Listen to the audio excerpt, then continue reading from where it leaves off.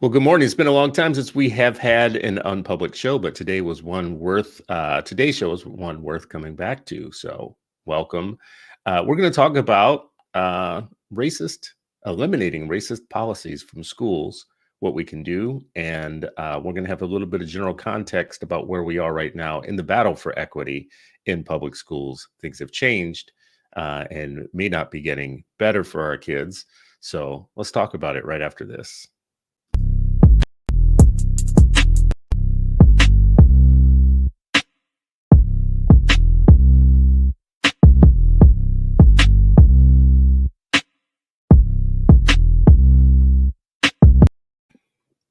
Well, here we are. Let's do it. Jennifer Reed Davis is joining us. She's the Chief Equity Officer at Noble Network of Charter Schools in Chicago. We caught you drinking water there, but that's It's okay okay. because we're going to keep doing it. This is a comfortable show. This isn't one of those puffy shows where we sit around and pontificate in ways that people can't relate to. It's an interesting time right now, so I'm kind of happy to talk to you this morning just to get your insights and expertise on where you think we are with the long battle, just to make schools more welcoming, more equitable, make them work what I consider, I say all the time, equally well for everyone. That should just be a goal. And it just doesn't feel like that's where we're at with our politics nationally and locally when it comes to equity. So why don't we start with just kind of what you think. First of all, what are you seeing in your very local view of things? And then maybe we could talk more about what you think more broadly is going on with the politics of equity Yeah. and inclusion.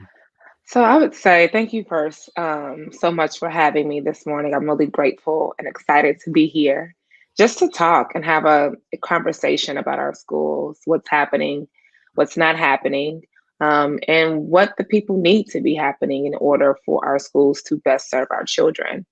I think locally, here in Chicago specifically, we are amidst a lot of change. Our mayor is nearing the end of her term. The CEO for Chicago Public Schools, our last one, Dr. Janice Jackson, who I am a very fond fan of, left her position in June. And just last week, I want to say, our new CEO for Chicago Public Schools was named. So we just have a lot of changes here in Chicago. Um, and then specifically for us at Noble, we are the largest charter school network in the state of Illinois. We serve about 12,800 students in the city of Chicago, 17 high schools and one middle school. And we are only in week 3 of us being open for the school year. We remained closed in person throughout the entire pandemic. So we never opened from March 13th, 2020 until August 29th of this year. We remained closed that entire time and did remote learning. And what we are seeing now in our schools is a lot of trauma. We have traumatized children back in the buildings being held and cared for and guided as best as possible by traumatized adults. And so what that looks like, it's hard, to be back in our buildings, also in the context of where we are. Our city is not the same. Our world is not the same. And I think things that were once okay are no longer okay, which is good. But how do you do that while also still being in the middle of a pandemic can be hard. Mm. I didn't ask you at all about like how the pandemic is really affecting these things, but I heard Yeah, someone it's say our yesterday. backdrop for sure, Yeah, you know. the pandemic's your backdrop on the work that Mhm, you're doing. mhm, Yeah, I heard someone say yesterday that and I probably have heard this before, that's like multiple pandemics going on. Like, mhm, we have a pandemic of racism, we have a mhm, pandemic of broken school policies, we have a mhm, pandemic of uncertainty. Just, I mean, as a parent, I know this, I empathize with parents that right mhm. now being back ain't being back. Like, it's No, not like we're going, oh, we're back in school now. No, we're not. no. No. I say it all the time, Chris. Well, I've said it a lot lately. Like, we want it to be a normal school year so Yes. badly. Yes. And the fact is that it just isn't. It No. is still not a normal school year, whatever that is, but this ain't it. Yeah. And Yeah. so we being like, school administrator, school leader, teachers, students, parents, policymakers, all of us, we need to understand that it's not yet a normal school year. And so we cannot treat the school day, the school week, the school year, the school environment as business as usual. Because every single day across this country, we have COVID cases in our schools. That is Yeah. not normal. Yeah. We have students and teachers wearing masks or fighting because they don't want to wear masks. That is not normal. And that is happening in every single school district across our country. So we actually will underserve our children if we want to pretend that just because we are back in person also means we are back to normal. They don't mean the same thing. Well, let's talk about even like normal wasn't good. You've been at this for a Oh, while. yeah. Your background is, you've done this equity work for a while. So, Mhm. what were some of the practices specifically that you were thinking before the pandemic that we needed to, one, talk about, and two, either change, eradicate, whatever? Yeah. What were some of the things that needed to change even before, Right. I appreciate that question. And I think what you said to introduce this question is right. Like, I also don't want us to go back to normal because because that normal was not good for my people. So No. I also don't want us to go back to that. And so in some ways we have to find, the shining light, right? Or the silver lining of the pandemic. And one of the things that I hope and pray to be true is that we are forever changed as a result of COVID-19 and being on pause, and we will not go back. But I think when I go back to how things were and how things what we normalized in our school systems, we definitely normalized exclusionary practices disproportionately impacting our children of color, no matter the school setting, no matter whether it was public, private, charter, no matter whether it was suburban, urban, or rural, or all of the above. Our children of color were disproportionately impacted by exclusionary practices, by discipline practices. They're, we just underserved them in so many drastic ways. And then if we want to get specific, right, it's not only about the way in which our children of color have been disproportionately and harmed by our schools, but so it goes by degrees, right? And so our Black students had an even worse experience than their peers of color. And then our Black boys have a different experience that is even worse and even more traumatic and even more exclusionary and even more discriminatory than their other peers of color. Our students, our girls, have been suffering, have been ignored, have been unseen in our spaces. Most of our schools are not led by people who look like the children in the community in which they serve, whether that's we're talking about at the principal level, at the classroom level, or at the district level. The people who sit down and make decisions on behalf of our children also don't look like our children. And if we don't think that's a problem, then we're missing the boat here, because you can't serve who you don't know. You can't serve who you don't love. You can't serve who you don't respect. And so if we have leaders in spaces who don't know our community, who don't know our children, who are afraid of our children, who are afraid of their mamas, you can't convince me that they will then also serve them well. And those are the things that I think ran rampant in our school district that I have no interest in returning to. That's a normal we don't want. That's a normal we don't want. That's an old I normal. became a mom Yeah. in the midst of this pandemic. Woo! So when we left on March 13th, 2020, I was secretly pregnant at the time. So like none of my students knew. I was about to say, how are you secretly I was pregnant? secretly pregnant. Like my leadership team knew, my husband knew, but my students didn't know. Okay, And I remember my last day actually in the physical school building that Friday. We had a fight between some young ladies, and I had to like physically restrain and like keep our baby safe, or one of our girls in particular. And I remember just how upset my team was, because they knew, that I was pregnant at the time. They knew the secret. They knew the secret, and my kids didn't, And when they found out, they were like, "We're so sorry, Miss Reed," But I say all that to say I've become a mom since then, and so today I have a 14-month-old who's probably gonna be banging on my door in a little while. Congratulations. Thank you. Yes. And so it hasn't changed my perspective, Chris, but I would say that it has made this work even more urgent because I know the kind of Black girl that I'm raising. And I would argue that there are very few schools that I also, as an educator, know will be completely safe for her, not only physically, but like psychologically, emotionally, and academically. And that is not okay to me. So I have a couple of really tough questions for you about Let's that, go though. there. So, like, what I think are tough questions that people would think but won't ask, uh, Hmm. and not all people.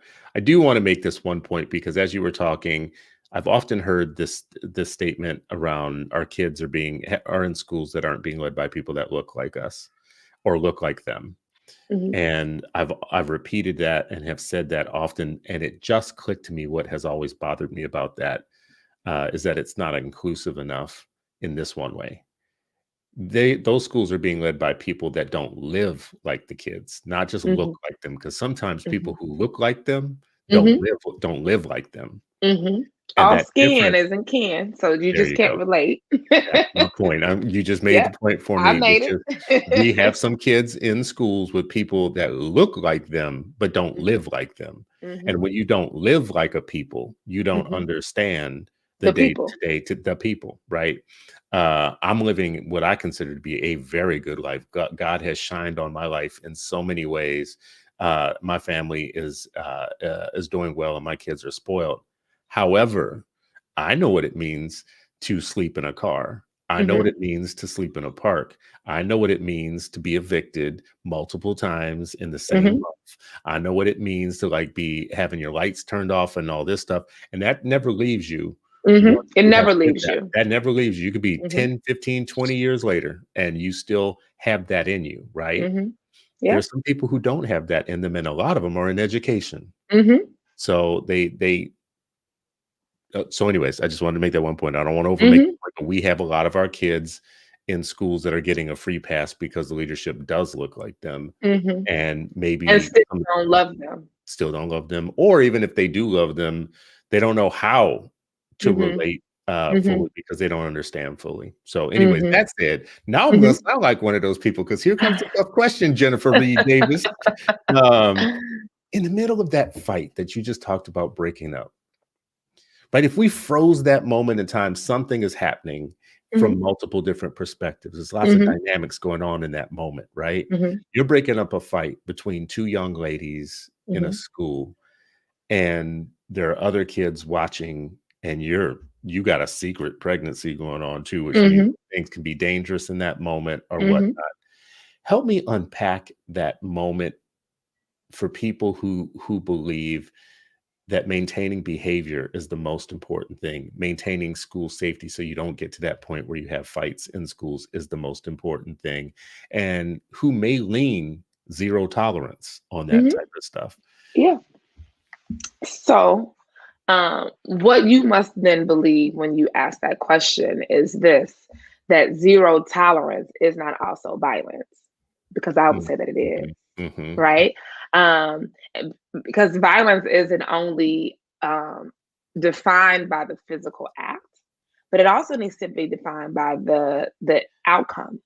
And so, if an outcome of an action or a decision produces harm, in my opinion, then that should be defined as violence. And mm, I know for sure that many of our zero tolerance policies, ones that the school that I work for, Noble, we were part of our hallmark for so long of how we got results for kids, quote unquote. Um, was also caused violence. It also caused harm to so many communities, to so many families and children.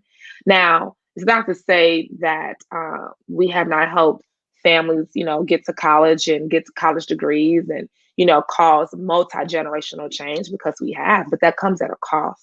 And it didn't have to. It didn't have to cost other families hopes and dreams and safety and violence and trust in school and trust in education. So, what I would say to someone on looking a specific fight or incident in a school is that there are forces that brought that moment to that place that we need to be recognizing and trying to figure out how can we meet those forces and meet those needs and Mhm. treat those needs versus just treating the outcome, which was a fight. I was just talking to our CEO yesterday and really trying to like help us wrap our brains around the fact that like we have prevention and intervention, and they are not the same thing, right? Like prevention should be at the forefront. But Yeah, so often what would fall into that category? we spend all our time though on the intervention and the response, and we think that that's it, Mhm, mhm. And so what did you say? What do What I would you put call? in that category though? Yeah, what would you put in the category of prevention versus intervention? Right. So I would say prevention is basically all the things that we should have been doing before those two girls met into that moment. Right. So I would say Mhm, prevention in a school, particularly around student behavior, one is very good leadership. You have to have leadership, someone and some people that feel responsible for the space, for the environment, not just the children's behavior, but mhm, curating an environment that is conducive and that helps promote the kind of safety that we need in order for children to be able to learn. We have to have an environment that looks like and reflects and values and affirms the humanity of the children. I have been in schools where, as soon as students walk into spaces, they are being told what to do. They are being told to take off this, mhm, put on your uniform, put your phone away, spit your mhm. gum out, change your shoes. Why you late? Why you late? Why you late? That's upon entering into the building. And Yeah. then we wonder why they enter into first period and now they're not interested in learning. Well, I don't Mhm, know about you, but I've been late to work before. And mhm, if I mhm. had someone meet me at the elevator and berate me about being late and telling me to take off my coat and spit out my gum and put my phone away and why am I late in my first 3 minutes of entering, it's probably going to impact the way I work the rest of the day. And I'm grown. Mhm. I have better interpersonal skills supposedly. If I'm 15 or if I'm 6 or if I'm 8, how do we expect them to do that? So prevention starts at the way in which we lead our schools, the way in which we build out our environments. I think it also matters about our teacher quality. Who's in our Mhm, classrooms? mhm. Because our kids spend most time in their schools inside of classrooms. So your classroom environment has to be seen as a form of prevention. And then I'm a very strong advocate for good social work in school. Hmm. I hope that one thing that we learned in the pandemic is that for better or for worse, our schools are not just places where kids learn. I hope we learned that in this pandemic. I hope that we saw exactly what we lost when our schools closed. Because we lost more than just a place for children to go learn. We lost a place for them to go eat. We lost a Mhm, place for them mhm. to be warm. We lost a place for them to get help. We lost a place for them to find respite when their homes wreak havoc. We lost that as well. And so, for better or for worse, our schools are also hubs for our children and for our community. And so, I'm a big advocate for social work. I'm a daughter of a nurse. I'm a big advocate that every school needs to have a nurse right there on site because our children have needs that need to be met. And when we don't meet them, then we fail the prevention and then we're stuck on the intervention and response side. Now, you're What's going to have to wrong, intervene and respond, but we got to do better on the front end. what's wrong with our world though that we need schools to do all that? Now, I said for better or for worse. I know, but I'm just wondering, like I like to do root cause on things and keep Yeah. tracing things. I mean, I don't think our problem. This is just a thought exercise between me and you. Mhm. I don't think our problem is that our schools don't have counselors and nurses and better food programs and better Mhm. social workers and all that. I think the problem is that our schools need Have need to to. have those have to have those Mhm. things. Like, let's Mhm. correctly diagnose the problem, right? Like, Mhm. Right. it's not that they don't have those things, it's that they need those things, right? Mhm. So Mhm. now let's back up. What's your mayor doing? Yeah. What's What's your the city mayor councilor doing? doing? What's the What, city council? What's the yeah. alderman's doing? And the Cook County Human Services Mhm. and Mhm. all these other organizations. We might Yeah. constantly lose and keep having this conversation if we don't put all those other people on the hook for what they're supposed to be doing. I agree with you with that. I Yeah, 100% agree with yeah, you. And that's why I say I hope we learned that from our school, from yeah, this from yeah. from this posing. It's just exactly what schools were doing. And I agree, like schools shouldn't have to do all those things. Mhm, And mhm, so it's a stopgap that doesn't need to exist if we have better preventions in the community. Um, and yet, then you force their hands when kids come in hungry. Then what am I supposed to do? Because then they have that child for the next 8 hours. And then when you talk to that mom, and then you realize that the family is experiencing food insecurity, then what? One of the things that we're proud of, but I'm saddened by, is that throughout the closing of our schools, we kept our food services open. Mm. And we ended up, as of like late June or maybe early June of this year, when it was all said and done, we served 1 million meals while closed. Now, I'm proud Wow. of us for 1 that million meals. Jesus. while we were closed Wow. because we kept our food centers open across our Mhm, city. mhm, So I'm mhm. proud of that. And I'm proud that we are able to really understand all the systems that impact our families in very racist ways. But I'm also saddened to know that we had to do that. Yeah. Are you willing at all to put us on the hook for our own situations too? I mean, this is what it sounds like. This is the old part of me coming out too, by the way, Jennifer. So Okay. this is the old man talking here. Okay. We talk about these things in some ways like people don't have any agency over their own behavior and existence. Hmm. They have no responsibility for their own self-regulation. Hmm. We awfulize their conditions to the point where we don't consider them responsible for anything they do. Hmm. And the more that we do that, I get why we do it because the systems are jacked up. The Hmm. systems are wreaking havoc and have always been reaping havoc on our people. So I Hmm. understand. I'm not saying I don't understand why we do it, Hmm. but we also infantilize people to the point where they're not responsible for anything that they do. Hmm. And that actually is not setting them up for success in life because, like you just said earlier, you've been late to work, but when you get to work, you don't have somebody saying, sit down, put your phone down. Why did you do Right. this? Why are you wearing that? And all that Right. stuff. There are a certain set of things, though, that you do to maintain a decent professional position in this world. Hmm. And there are some things that make you more or less competitive when attempting to have that position in the world. Hmm. So it feels as though there's not been a good way yet to talk about the agency and responsibility of the individuals who are experiencing systemic racism without it blaming them, but also still making them accountable for being their own leader, like the Hmm. leader in their life, right? So when Hmm. I see those fights or whatnot, I think a lot could have happened in your life that could bring you to that moment.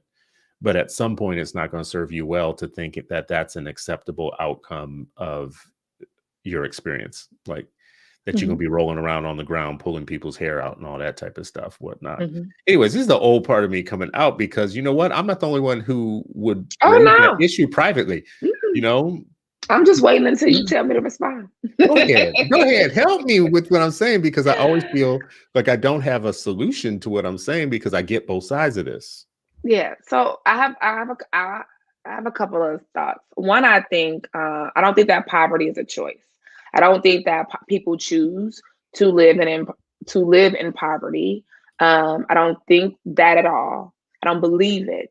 I believe that it may even appear to be a choice, but when you have grown up in that, and when your family is there, and when you truly understand the systems that are in place to not almost, but to feel like a trap and to keep you and your family in those kinds of spaces and situations because the level of access to even get to a place where you can get out are so limited and also so riddled with hurdles and politics and red tape that you also need skills to know how to navigate.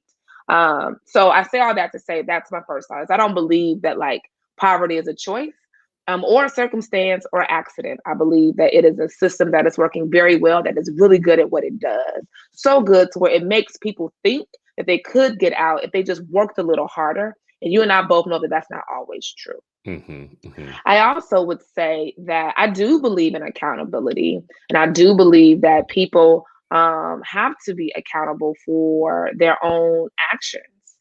But when I think about my children and our students in particular, this is one thing that I would say, and I've said to my teachers as a former principal, is that accountability without training is abuse. Mm. And so Mm. we don't get to just hold our children accountable, and we haven't given them skills they need to have approached that situation differently. And when we do that, that is abuse. Now, when we think about it for a teenager rolling on the ground, smacking each other, we don't have any sympathy for that. But if I was to take that same statement and apply it to a child, to a baby who picks up something dirty off of the ground and puts it in their mouth, people would look at me crazy, right? If I punished that child, if I wanted Mhm. to hold that child accountable, because we would all say, but the child didn't know any better. It's a baby. You have a 14-month-old, Jennifer. How dare you punish your child for that? The same circumstance, that same level of understanding and empathy, though, needs to be applied to our teenagers who are, though they may not look like it, and though they may not always act like it, are still children. And so when we discipline people for consequences without proper training and resources, we have to understand that that is abusive.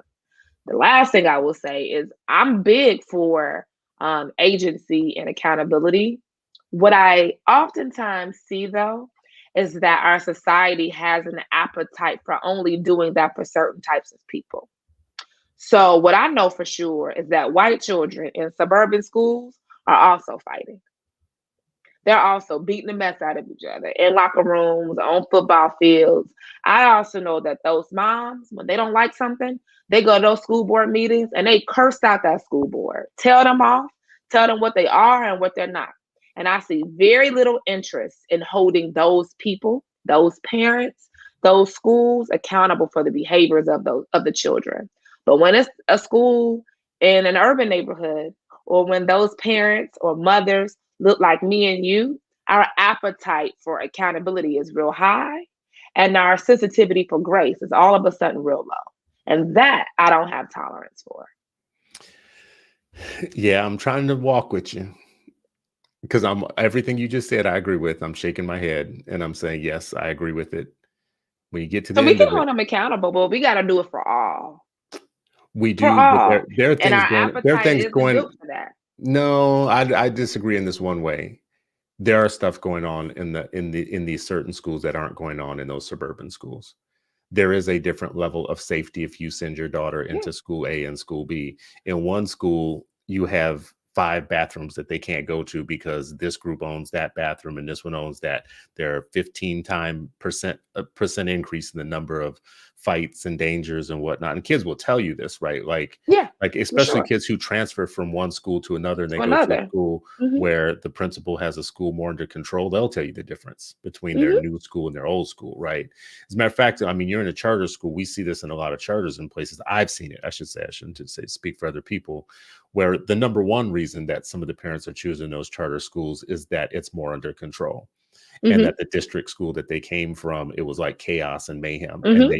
they couldn't work a whole day without either one, getting a phone call, Hmm. or two, hearing from their kid that it was chaos and some Right. negative stuff took place. And then they move them to a smaller, more controlled school where a principal has things under control and they instantly know the difference, right, between Hmm. those two places. And I wonder what that difference is. You tell me what the difference is in some of these. I'm not going to say charters always get it right because charters get it wrong Oh, oftentimes. charters get it wrong Yeah, the charters get it wrong. because But I will schools get say, it so wrong. schools get it wrong, but I will say a lot of charters get it more right than districts do when they have a good leader. When you have a good leader. So what But are they that's doing? probably also You because know, of the ability to be able to innovate. And so I mm, don't, that's about our ability to be able to innovate. I also think, I don't think that really large schools and school districts or systems in general come on, come on. serve children of color well. Now, That's right. that's my personal opinion, No, right? that's I don't, all. That's ours. Yeah, and so I I agree don't with think that you. I think that's a failure in design. So I Mhm, think that we mhm. can do as great as we want to do, but if you are a system with 600 schools in it, you're not going to convince me that you're going Mhm. to be able to meet the needs of your communities because 600 schools have 600 different needs. So Yeah. I think I think that's a failure. I think that's a failure in design, and that design is not built for equity, which is why our children won't have equitable experiences because it wasn't designed for that. Yeah. But as far as, for sure, there are schools that are more safe than others. And I want all of our schools to be safe. And there is no reason there's no lack of accountability for that, right? Like I want all of us to be accountable for running safe schools. But what I also know is that the factors that go into making a school safe are far beyond just a sole principle. There are tons of things in a community that also help make a school safe or unsafe. And until we can partner and realize that, that's going to be a problem. I ran a school in North Lawndale, which is on the west side of Chicago, and I can tell you a number of times when I was not able to get support from our police, from our local precinct, from our commanders, from our community partners, from the YMCAs, from the park districts. Oh, it was your kids are the problem and you need to figure it out. No one actually saw our students as our students. They were your students and you had to figure that thing out. And you can't. You can't, there's no way to do that alone. And actually build a safe school in the community, because our children bring all the things that's happening in the community that weekend, that night, that month, that summer. They bring all that in with them. Yeah. So, and okay, it's hard. It's you've real walked me hard. more, I'm closer to your opinion, Just on this. a Just a tad, Chris. smidgen, Just just a move over tad. just a little bit. I mean, part of it is because I think I wear different hats. Like, one, as a parent, I don't want to hear it. I just don't. If you can't, like, listen, all this equity stuff sounds fantastic until my kid gets punched at school. And then, so I know that I can't be the only one in the public that has that sense of, yeah, I want to understand and be an understanding person. But the thing I understand more than anything is my love for my child. And when I put my child in your care and you don't keep them safe during the day because somebody else's children are doing all kinds, they're wilding out.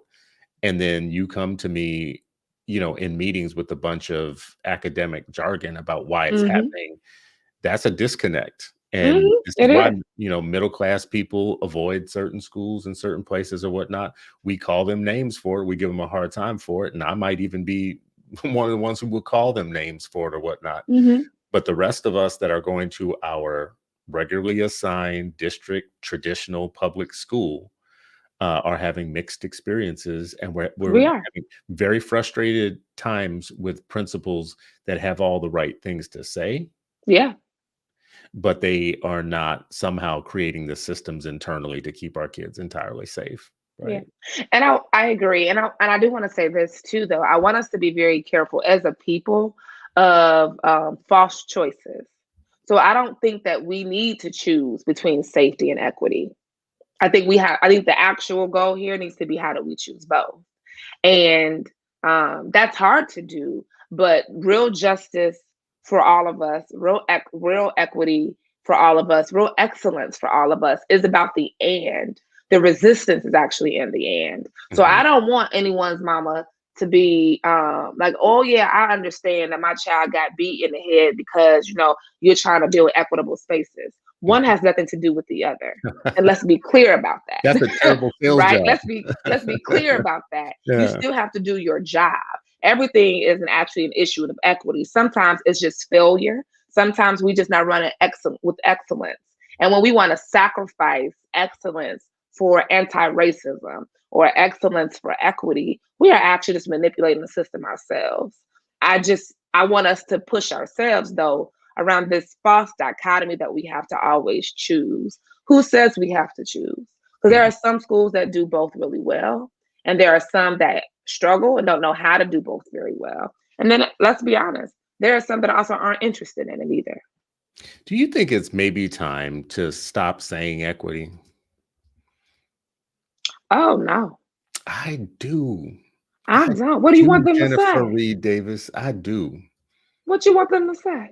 I think they should just replace that word with what they're actually trying to say, because the word don't mean anything. It don't mean the same thing to so many people. It's something you say, but it feels very much like in writing, they tell you use the right word, not the kind of right word, or they say exactly what you mean rather than using kind of generalities or whatnot to get more and more specific with your language, so that people can't define the thing that you're saying as just, I mean, like right now, take a look at what they're doing nationally with CRT. They're making CRT mean everything. Everything you don't like now, they're going to put in the CRT bucket. So ethnic studies, civics, civics, Mhm. diversity and inclusion training, DEI or Mhm. whatnot. So just by saying CRT, now you done muddied the waters because Mhm. they're trying to make it mean everything and blah blah. So if you don't say ethnic studies and you don't say DEI, diversity and inclusion and whatnot, and differentiate these things for the public, they will make the word mean everything. They will make the one concept mean everything. I feel kind of that way about equity. I want people to be more specific about what you mean when you say equity. Like, tell me specifically what that means, because I have seen all kinds of things done in the name of equity Mhm. that don't feel That equitable. aren't equitable. No, that don't feel equitable at all. You know? Yeah, yeah. Yeah, I agree. But I think that happens with almost every word. I think, if I ask to be free, well, who gets to define what freedom is? That's true. If I say I want to be full and I don't want to be hungry, well, who gets to Yeah, define what hunger is? My yeah, hunger, it may yeah. be different to someone who's been homeless. So I agree, but I That's a good don't point. agree because I think we do it with every word. I think it's important that we own what equity is. And I would argue that it's important for us to ask those questions when people use it. So when you said you want equity, what exactly does that look like? And what is your vision? And your vision, how does Yeah, that look, sound, feel like? I think that level of accountability is important, but it is what we want. It is what we need. Um, and I think more specific language is always helpful because we also have to mean what we say and say what we mean and call a thing a thing. But what I'm also not willing to do is whitewash it to make people feel comfortable. yeah. I just wish, like, that the public's version of this conversation got more specific than the Yeah, surface level of saying equity all the time. I mean, I yeah. see people give speeches about equity, and I don't feel like I'm any smarter at the end of it than when we started. Is PBIS Hmm. equity, right? Hmm. Like, uh, is additional tutoring to meet the needs of students who need additional tutoring? Is that what you mean by equity?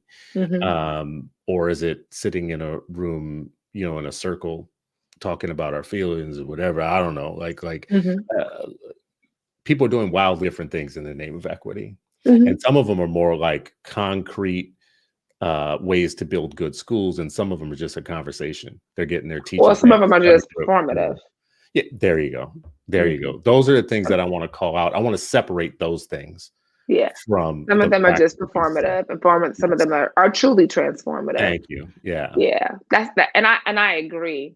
And because I think that would happen with any word. Whatever you I call it. think I think every 5 years you're gonna have something new.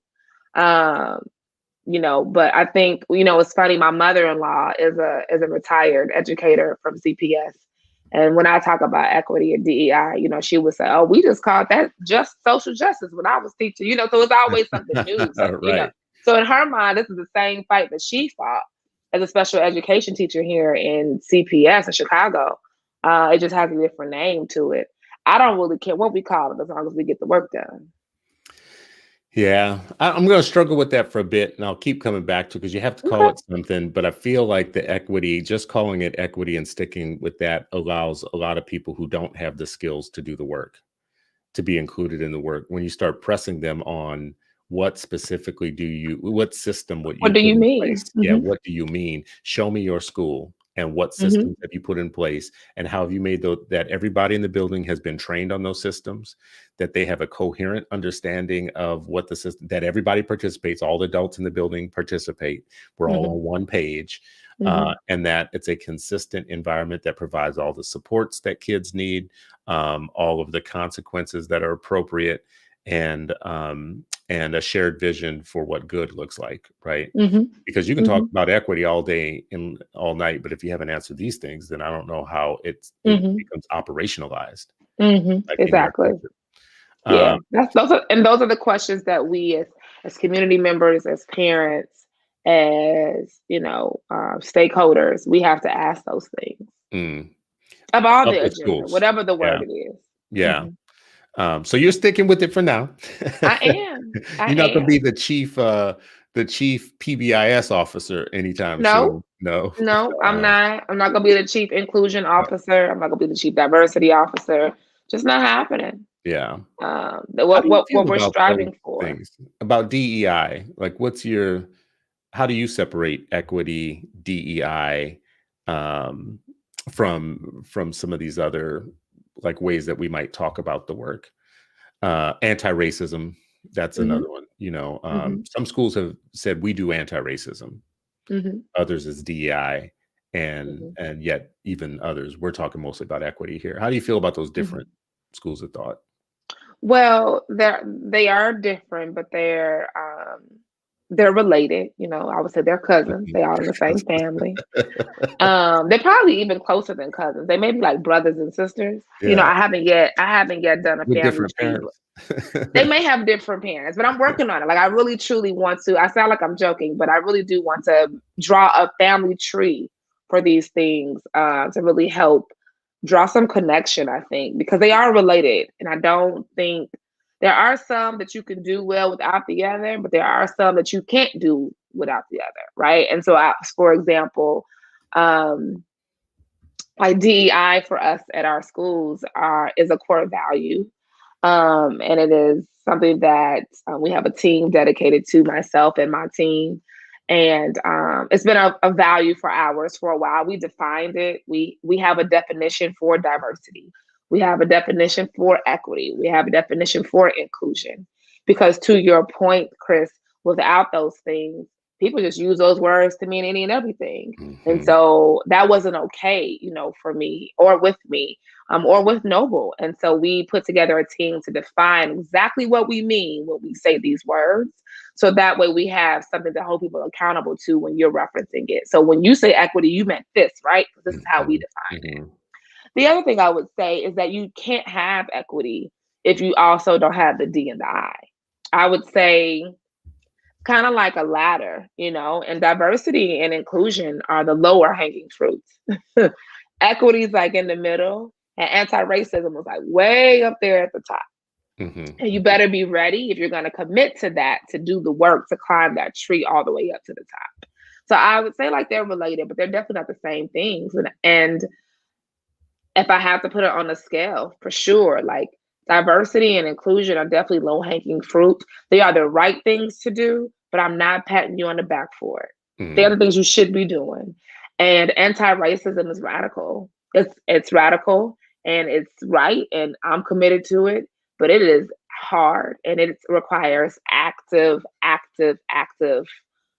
work to do it and to do it well. It's just about being actively anti-racist means that I don't think that you can be anti-racist without it being a day-to-day work, a day-to-day activity. But like I said, I'm not patting you on the back for your diversity efforts. Like Yeah, it you almost should feels be. like this could sound wrong, but it almost feels like diversity and inclusion to a certain extent, even as it comes out my mouth, I can hear how it can be taken not the way that I'm intending it, but whatever, we're gonna roll with it.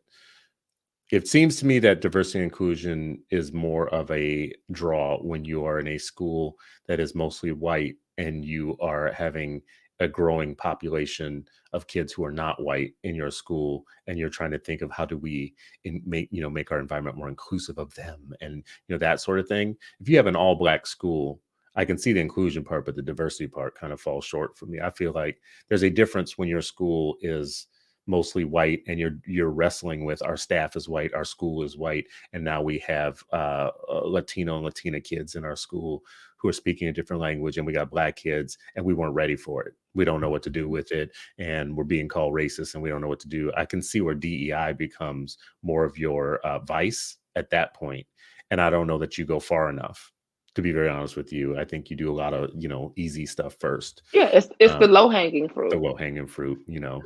Hmm. Well, let me get to some specifics too around the topic of the show too, because I feel like I didn't get there fast enough. But what racist policies should we be eliminating? What are things that you would like to see us stop doing in schools in terms of policies? Yeah, I want us to start with the things that impact our students' day to day life. And so I think racist policies around what's happening in our classrooms. I believe that our students need to be in classrooms and in spaces that represent them, that they can see themselves in, ones that they belong in. And so, whether that's from curriculum, ensuring that our curriculum is one that represents our children and includes them, and that they can see themselves and the world in what they are learning. At some place that we have to start. I think hiring matters. Who is in front of our children matters. Now, let me be clear. I'm not saying that white people do not belong in education. That is not what I am saying by the Mhm, further stretch of my imagination. mhm, And I want to make mhm, sure that I say that because I do believe that you have to, our teachers need quality and qualified teachers. And I do believe that that comes in many forms. I also do believe that our children need to have a diverse working force in front of them, a diverse teaching staff. And so I think that that matters deeply. But what I do not believe in and don't think is fair is to have our children of color in schools and no one looks like them except for the discipline team and the people that serves them lunch. mhm, That you mhm, won't convince me that there are not qualified people of color that can teach children. You just won't convince me of that. mhm, mhm. Um, and so I think that's something that we need to be addressing. I think we need to be changing it, and I think we need to be changing it actively. And I understand also why it could sometimes be harder to find people of color who want to teach because people of color were also harmed in the same school systems, and now we need them in. So I get it, you know. But I think that that's up to us to then go after and figure out how to do it better. I think another place we just got to start, you know this, I know this, everyone who's listening knows this, is all about ensuring that our discipline policies have really, really, really been overhauled. And I think it's just a symptom of our criminal justice system, of the policies and the rules that we all live in our communities. We've already talked about how much, right? Like discipline impact, or sorry, our community impacts our schools. We gotta touch it. We have to not only touch it, we have to overhaul it. We have to redesign it. Right now, it's built on tolerance. It's built on white normative culture. It's built on what one person thinks is appropriate, but who gets to say what's appropriate? Who gets to say what's right? And we all need to be agreeing upon that for together as a school community. I think we have to. I think we must start with the things that impact our schools day to day. Now, there's tons of things in the education system that I would love to see redesigned, but if I'm talking about a starting place, I got to start where the babies are, which is the Mhm, classroom. mhm. You know, Do you yes, I want to talk um, about budget, for example, you know, or mhm. facilities and facility disparities. Yes, I want to talk about community, like the neighborhoods, right, and the buses and transportation, all those things. I think those things matter. But I do believe that we have to start with the things that impact our children's day to day and be So, aggressive with it, like we would if it was our own children in those schools. well, see, when you say it like it's our own kids, my Well, for outlook, me, it is, but for yeah. others, it isn't. Well, for my kids, honestly, a lot of these things sound different when we talk about them in terms of policy than when you make it about my kids. So when you start making it about my kids, my attitude starts to change a little bit about some of these Hmm. things that we talk about because there's some things I'm Hmm. not going to accept. Hmm. Do you support moratoriums on suspensions?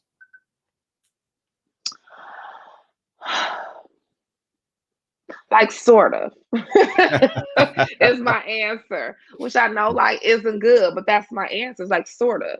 You know, like, do I believe that suspensions work? No. I would say our data tells us that suspensions are not effective. Hmm. Effective in what I believe needs to be happening, right? Hmm. But do I believe that there are moments in time where a student cannot be a part of a school community? Yes, 100%. I have been a teacher, I have been a principal for 7 years in different schools and different communities. And there are moments and there are times when you cannot be a part of the community, right? And I think that's okay. I don't think it's racist to say that either. I believe that we have to be able to keep everyone safe. And if I'm the adult in the building, that is one of my obligations, it's my primary role. But I also don't think that we have to other our children. Hmm. I also don't think that we have to dehumanize them in order to separate them. And Hmm. so do I believe in suspensions? Like, probably not. In the Hmm. way in which we have historically practiced them. But do I believe that sometimes there are moments where you can't be here today? Like, you got to come back because we need space to then figure out a safety plan, to figure out an intervention plan, to actually get down to the root cause. I Right. talked earlier about prevention, but getting to what needs to be prevented takes time. And sometimes as a school leader, you can have 50,000 decisions you need to make in 6 seconds. And you haven't had the time yet that your team needs to determine that. You need to be able to partner with parents. And sometimes you got to separate to come back together. So Do you my think answer that is sort of. do you think it's the teacher's decision or the principal's decision, or whose decision is it for For who? For suspensions? what? For suspensions. Um, I mean, should a teacher be able to decide today that you can't be part of this community today?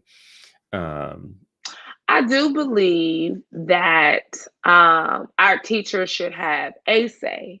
I don't know if they should have the say, mhm, only because of where they are on the balcony. They don't have the entire ecosystem of the school as a part of their purview, and nor do I want them to. I mhm, don't want them mhm, to. mhm. It's a service from me to my teachers for me to manage the ecosystem and for them to manage their system. That's a service to them because I want our teachers to be able to have the space to become experts in their classroom.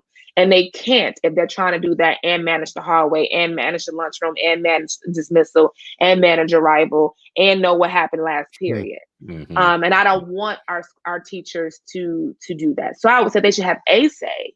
I don't know if they should have the say. What do you think? It's coming up in the comments a little bit about being suspended for defiance as one of the reasons to be, Oh yeah, be I'm not. able to I'm not suspend. there. So I'm you absolutely don't no, do defiance as one of the reasons. Yeah. no, We've heard a no. lot about this as a reason for suspending defiance. It doesn't always mean the same thing. It can mean a lot of different things.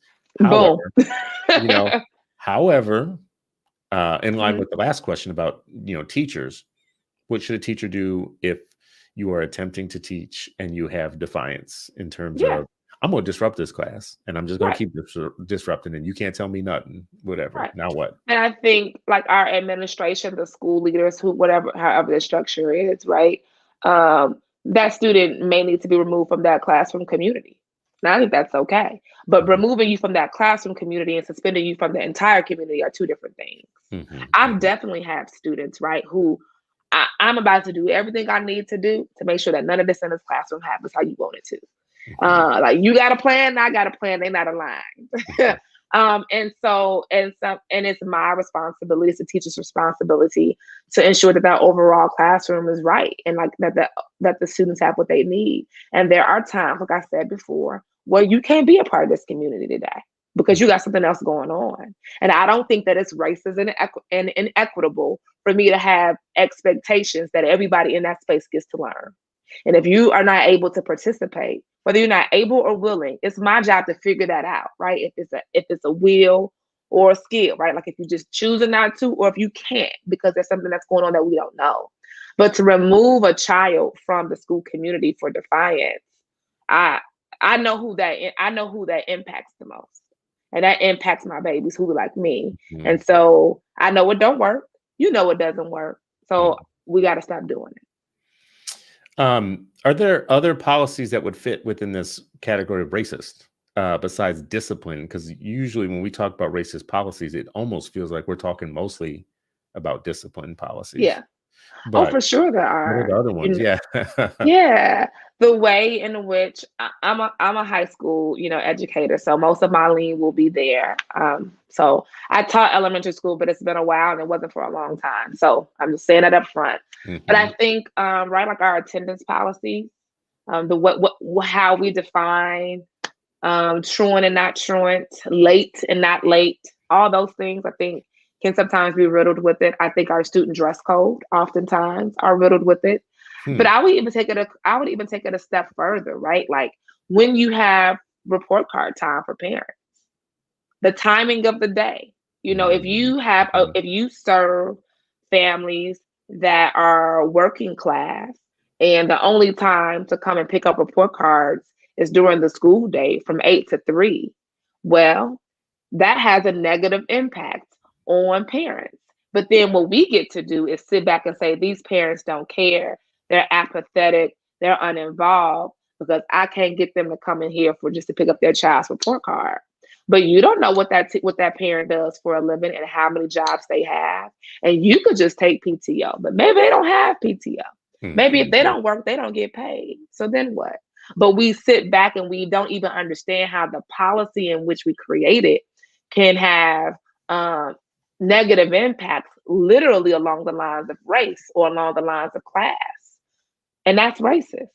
I Mhm. think about promotion. I think about the way we decide which students get into AP classes or gifted and talented There you programs or go. IB Yes, courses. that's right. Those things are oftentimes handled internally and they're rooted on teacher recommendations or test Mhm. scores alone. And then we look up and we wonder why we only have a certain type of student in AP classes. Those policies too are racist because it has impacted the children's access to your most rigorous instruction, oftentimes along the lines of race. And if it is along the lines of race and children are having disparate experiences or outcomes along the lines of race, it's racist, y'all. Period. We can call it what we want. We can dress it up. We could say that, well, they have bad GPAs Yeah. or, they never do their homework. You can say all those things. And all those things also may be true. He may not ever do his homework. But if you never have a Black student in an AP class, the process, your policy, your practice is racist. Now, see, that could be a whole other show. Um, because I want to agree with you, but at the same time, I want to think of if there is criteria that is having an outcome, whether you call it racist or not, if it's having that outcome of people of color being screened out of something, then it's definitely a cry for a fix to the system, whether or Mhm, not it's racist or not. Like, because there is a good degree, like, I'll give you an example mhm, application high schools, the schools where you have to apply. And we don't have any mhm, of those in my state. We don't do that. Like mhm, public schools are public schools. We don't have schools where you get to choose the students based on their test scores or mhm, a test that they did, right? But in the places where you do, Chicago being one of them, where you have those type of schools where you could do that, the outcome of who gets in, the criteria for how you get in can be jiggered a few different ways so that you can get mhm, the outcome that you want. You still have a mhm, bar, you still have to meet a bar to get in. But if you're lax about it, you'll end up with an all white school or an all white population if you don't take some other steps to think mhm. about like how you do it. But you Unless still you are, yeah. design a criteria rooted in equity from the start. Well, and I just want to say you can get a more diverse student body in those schools, right?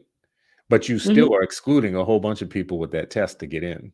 mhm, So even when I see those schools turn it around with like they get, oh, we're more diverse this year now. We did, we mhm, made some changes. Yeah, but you still kept a lot of people out with that criteria that you had, mhm, right? mhm. I would say that the criteria is still racist. I just Oh yeah, would. yeah. Like, if the Okay. outcome it has a has a disproportionate impact or a negative impact along the lines of race.